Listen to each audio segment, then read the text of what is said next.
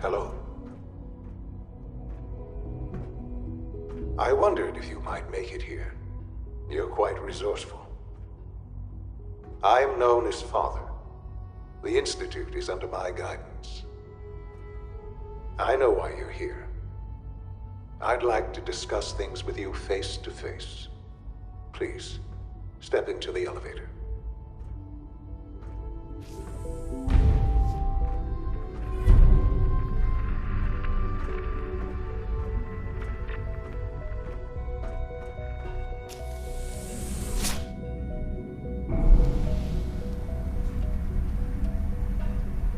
I can only imagine what you've heard, what you think of us. I'd like to show you that you may have the wrong impression. Welcome to the Institute.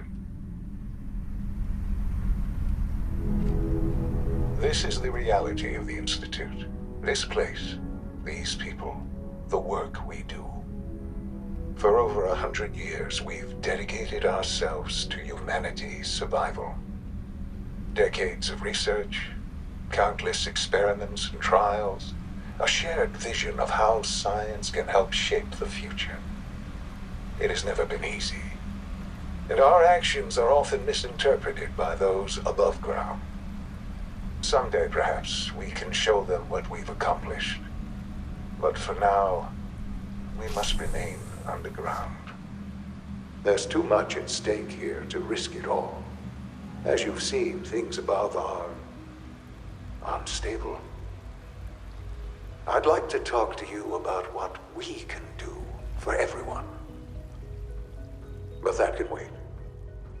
You are here for a specific, very personal reason.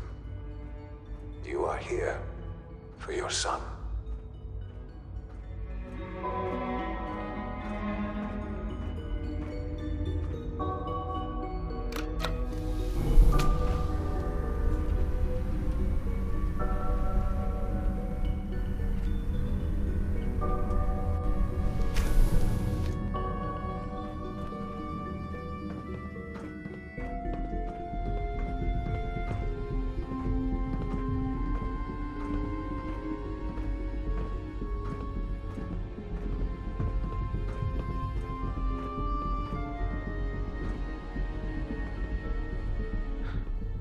Shaun? Huh? Yes, I'm Shaun.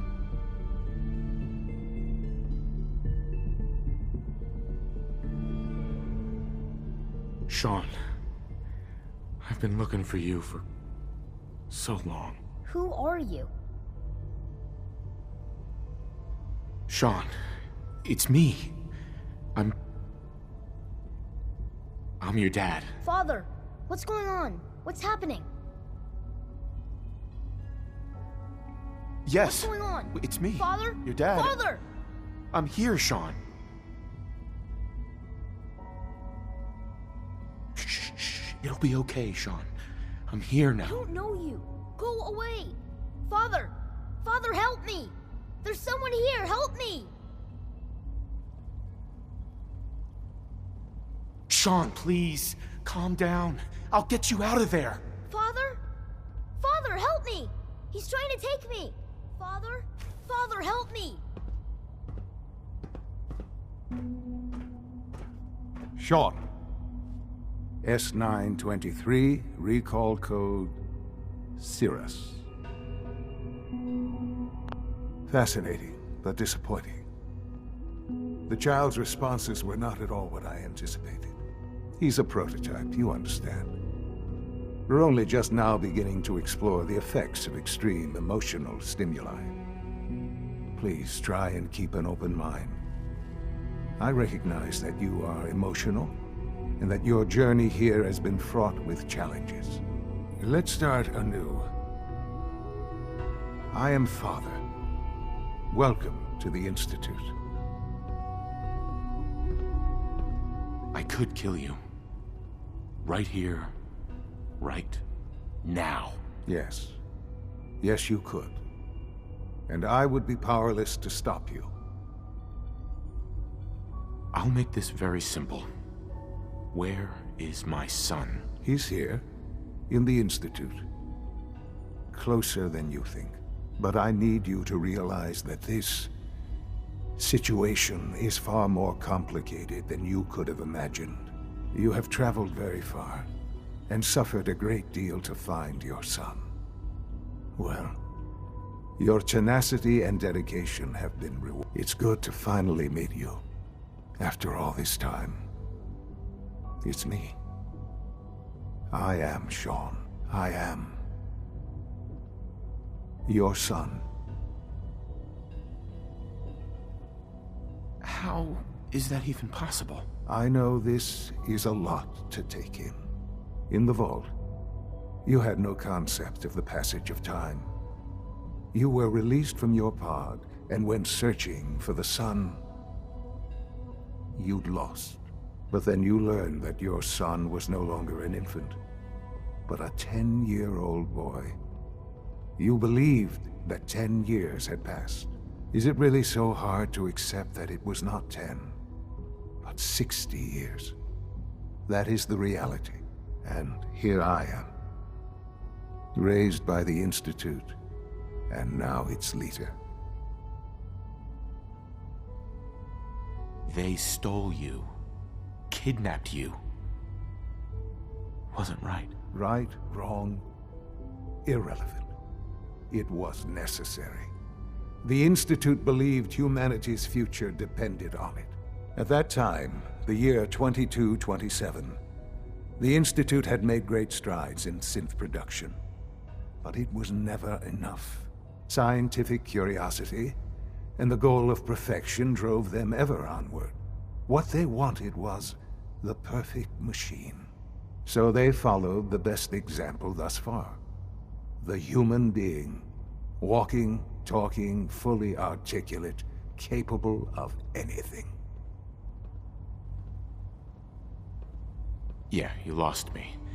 I don't see the point of any of this. You don't see the connection. Let me try to explain. The Institute endeavored to create synthetic organics. The most logical starting point, of course, was human DNA. Plenty of that was available, of course. But it had all become corrupted. In this wasteland, radiation affected everyone. Even in their attempts to shield themselves from the world above, members of the Institute had been exposed. Another source was necessary. But then the Institute found me, after discovering records from Vault 111. An infant, frozen in time, protected from the radiation-induced mutations that had crept into every other human cell in the Commonwealth. I was exactly what they needed. And so it was my DNA that became the basis of the synthetic organics used to create every human-like synth you see today. I am their father. Through science, we are family. The synths, me, and you. And you've been down here the whole time? I have. Yes. I know you must have questions. Please. Anything I can do to help you understand. Kellogg. He worked for you? Kellogg. He was an Institute asset long before I arrived here. It wasn't until I became director that I learned of all the things he'd done. What kind of man he was.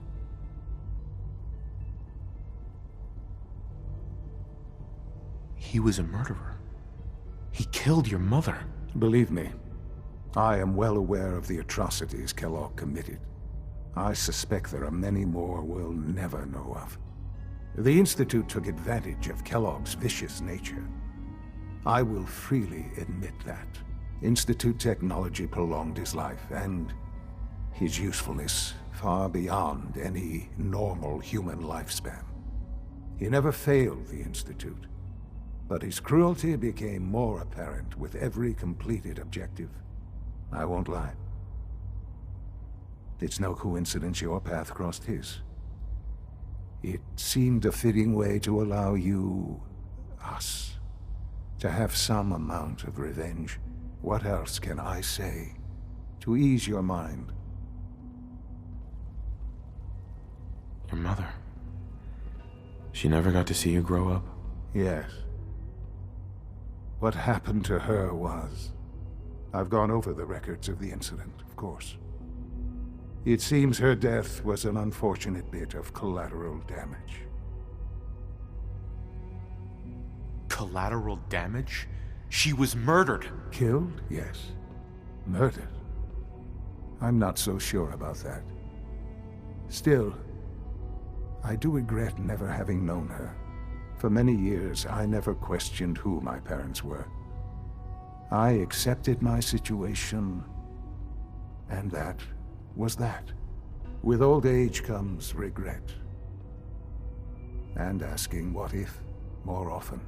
But what matters now is that you and I have a chance to begin again. What else can I say to ease your mind? So you're in charge of the Institute? I am the acting director, yes. I spent decades working to reach this point. It's a responsibility I take very seriously. The Institute. It's important. It really is humanity's best hope for the future, no matter what those above ground might think of us.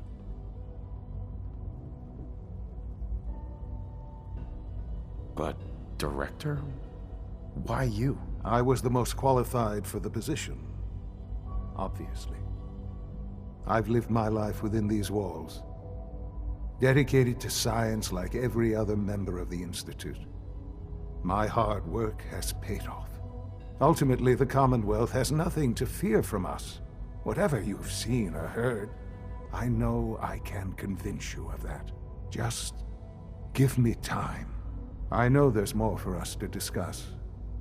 But the Institute is on the verge of some important breakthroughs. Your presence would be appreciated as we approach them. I've been a part of something amazing here. I've helped to build a life for myself and the people of the Institute. And now, after all these years, you have an opportunity to help with that. Doesn't that intrigue you? Isn't that what you want?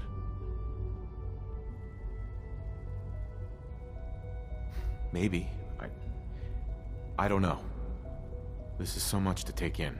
I know. And I am sorry. You have been through so much in such a short time. The Institute can provide a better life than anything above ground. You've been in the Commonwealth. You've seen what it's like. I assure you that you are better off with us. How can you say that? How can you be so dismissive of all those people? Everything they've done? Because it is the simple truth. And I believe you know it too. I simply ask that you give the Institute, me, a chance. A chance to show you what I've been telling you. We really do have humanity's best interest at heart. Will you take that chance? Are you sure you want this? Yes, I am. It would benefit us both to work together. All right. Thank you. The Institute is now your home, as much as it is mine. Please take some time, get to know it. Meet the people you'll be working with. You'll want to introduce yourself to the division heads. Dr. Fillmore in Facilities, Dr. Ao in SRB, Dr. Holdren in Bioscience, and finally Dr. Lee in Advanced Systems. They've all been notified of your arrival, of course. Meet them, and then we'll discuss what comes next.